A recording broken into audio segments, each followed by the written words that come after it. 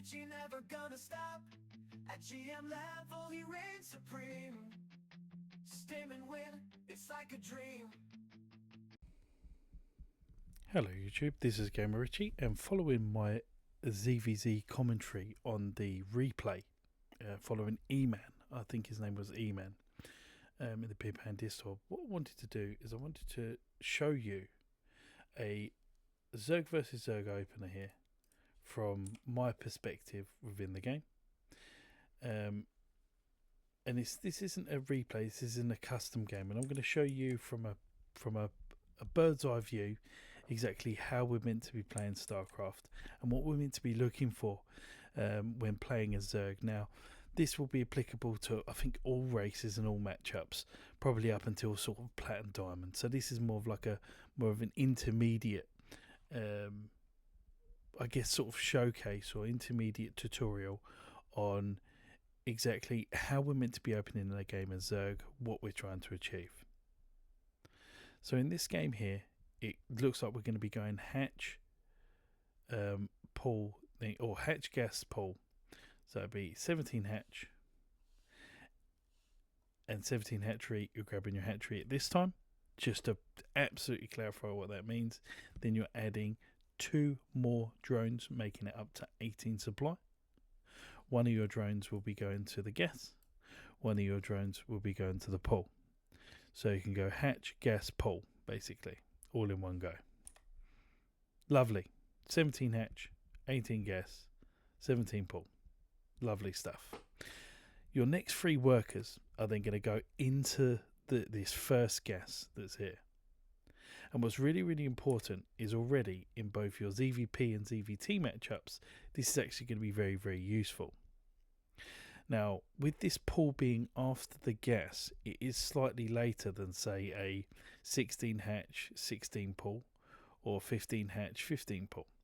Now, the main difference between the both is that when you're defending versus proxy Rex or zealot rushes or proxy gates or 12 pulls, it's going to be harder to hold. This is just the most economic opener that you've got here.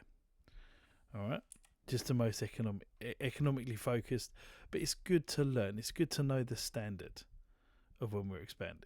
Now, obviously, this is a new patch, so everybody's figuring out different things. So if you're like Top Masters GM, I'm sure there are different things that you want to be doing.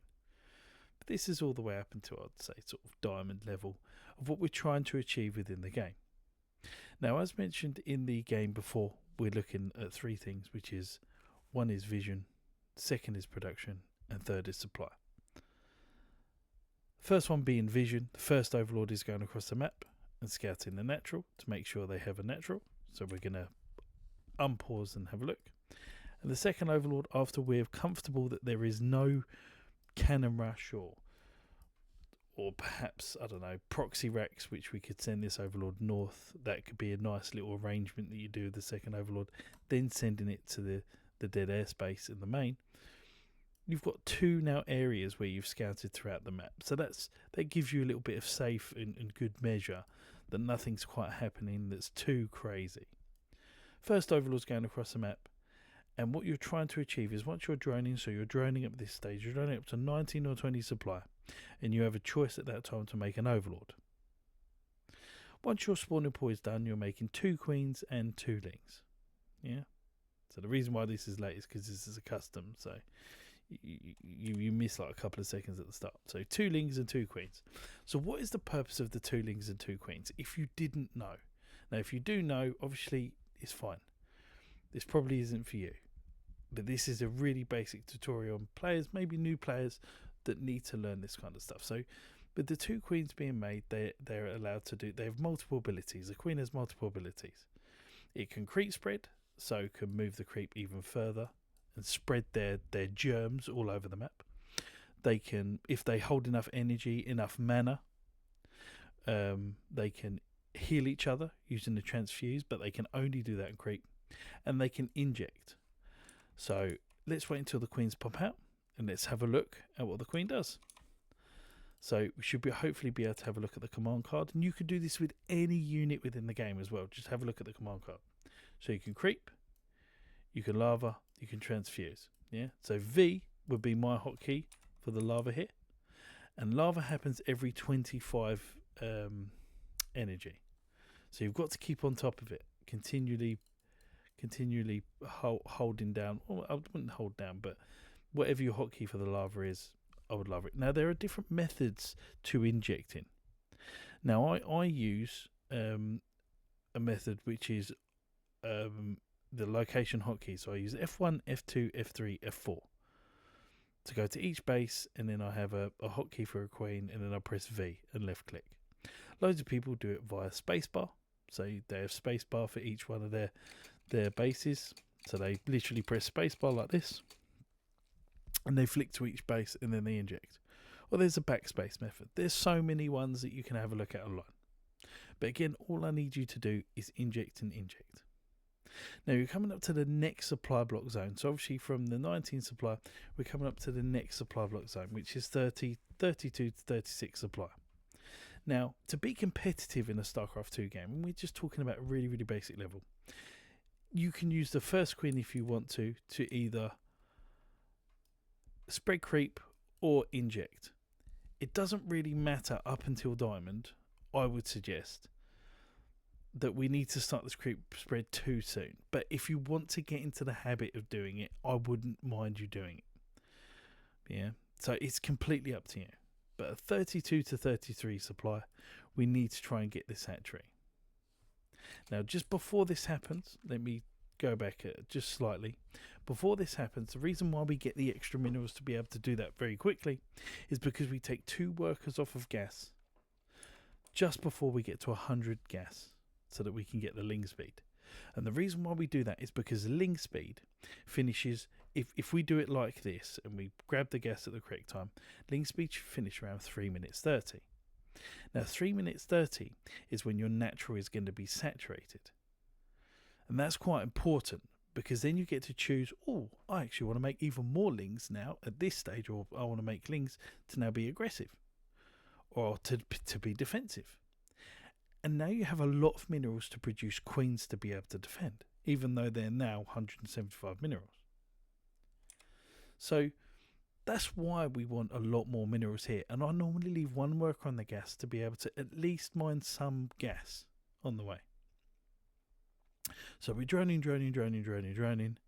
We're making queens. We've made the queens. You get to choose whether to inject or create spread. We've got the 3rd base now at 32 supply.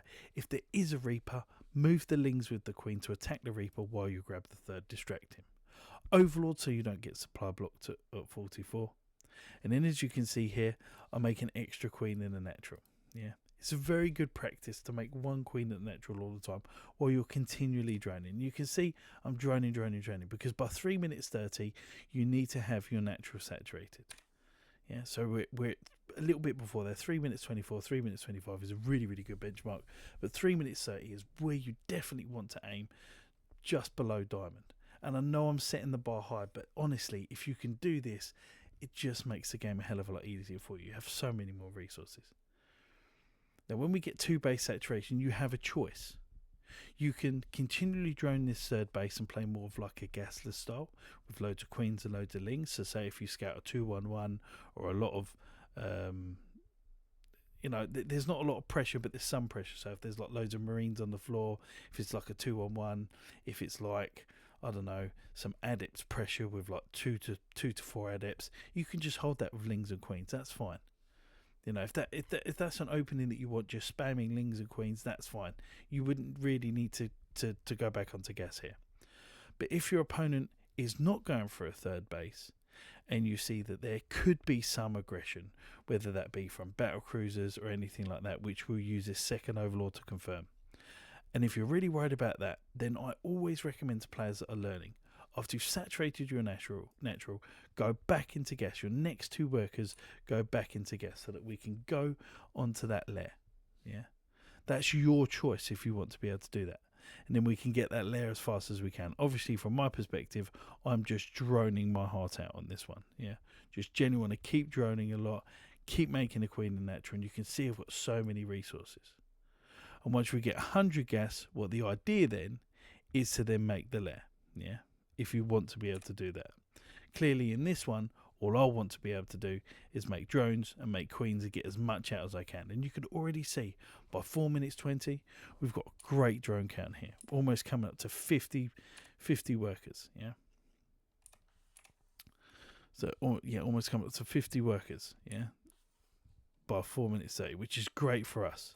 So right now, what we can do, so say if we're versus Terran, and this is what's really important here, only a couple of seconds that we've waited and we've got a lot of extra drones out here, and this is more sort of more the intermediate players, is that because we've squeezed out those extra drones, we're now going to grab the lair, the double guess.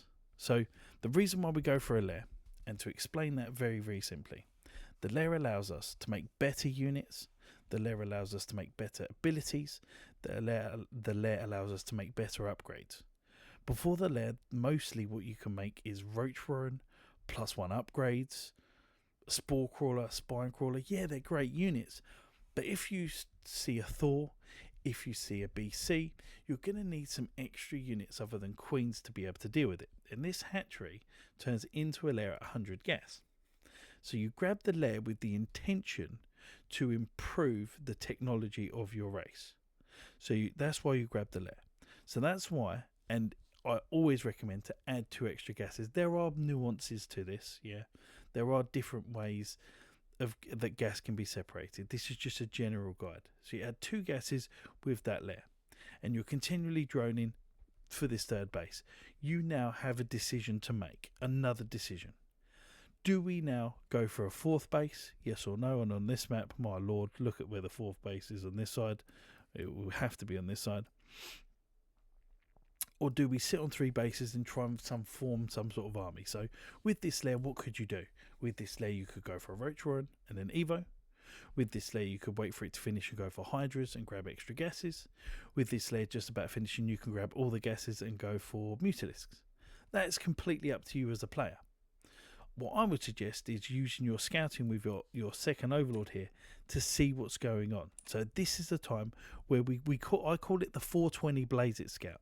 So by 4 minutes 20, if your 2nd overlord has not jumped into the main base to have a look, we don't really know what to use the lair for.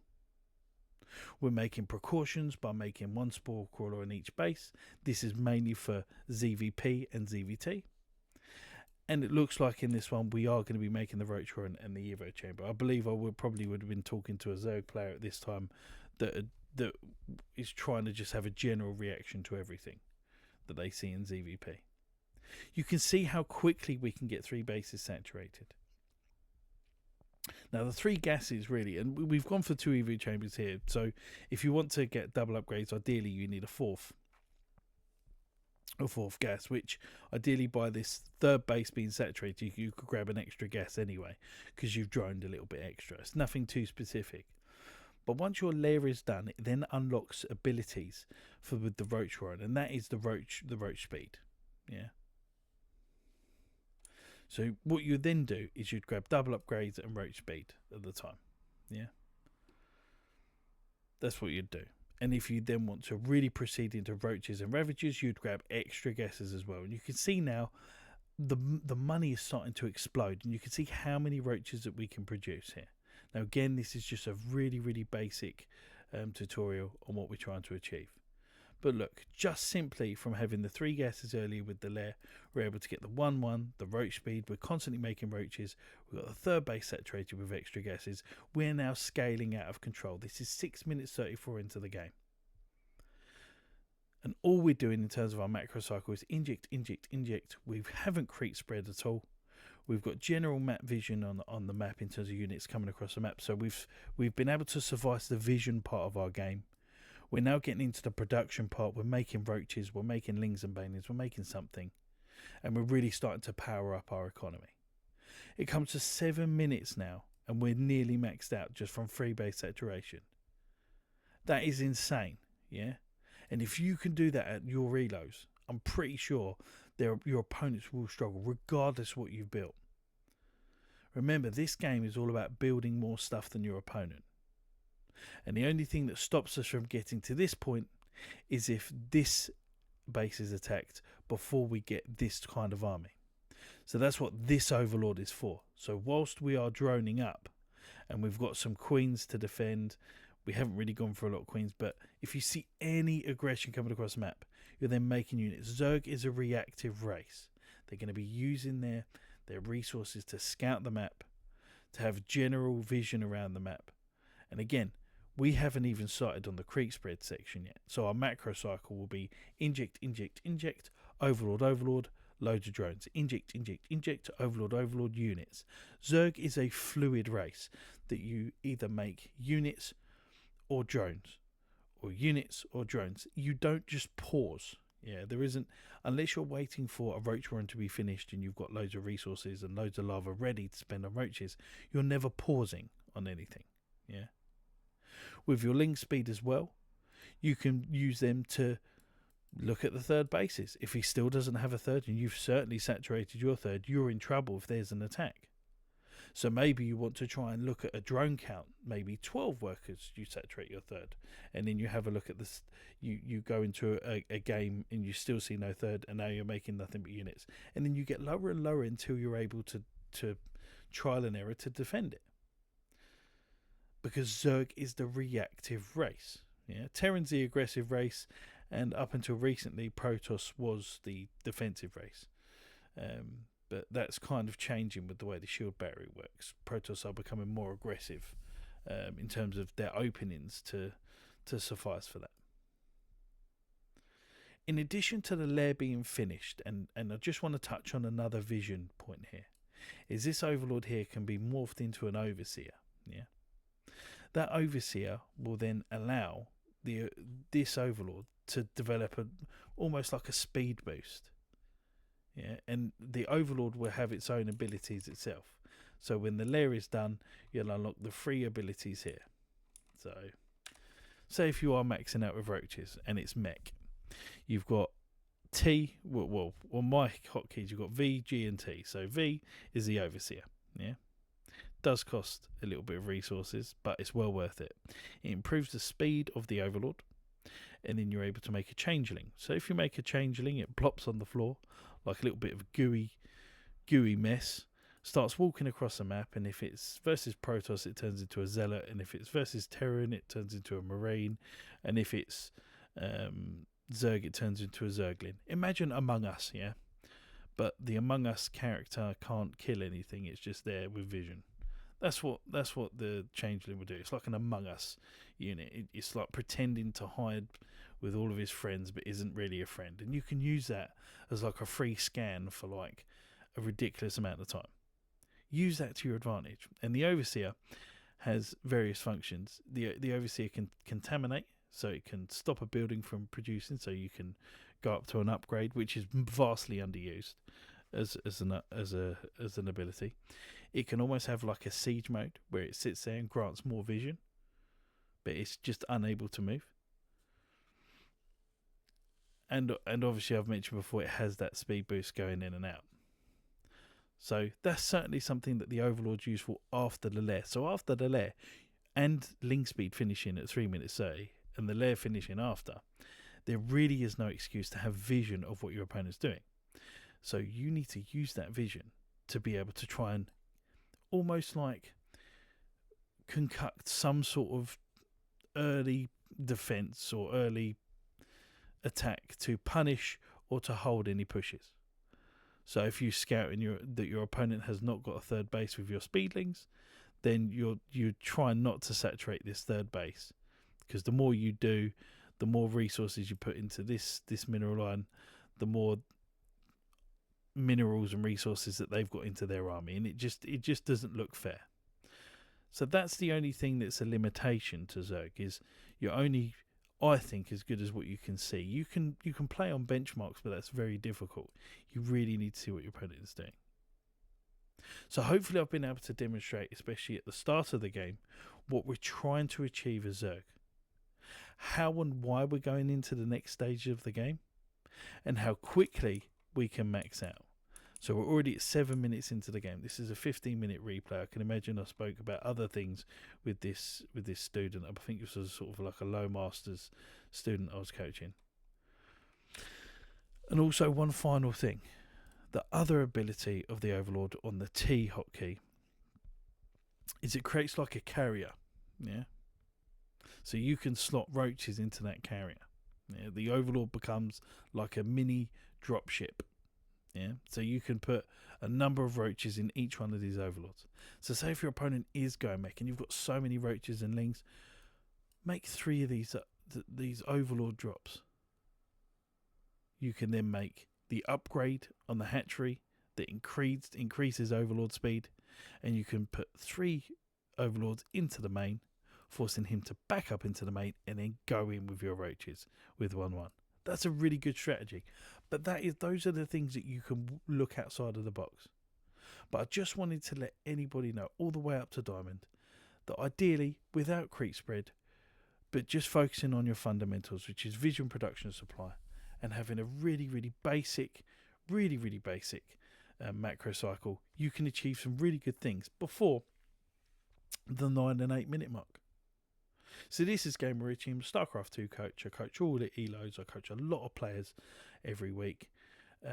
Please DM me for any info. I mean, my Discord is GamerRichy. I love to help players, and I love to help find out what's stopping them from getting to the next level. So again, this is one of the basic Zerg tutorials, just explaining some really, really fundamental stuff and explaining why you're doing what you're doing, and just giving you general insight so that when you're playing the game, you're a little bit less lost. And I think there should be more content like this out on YouTube, which is just explaining some really basic things. But they will get more advanced as they go on.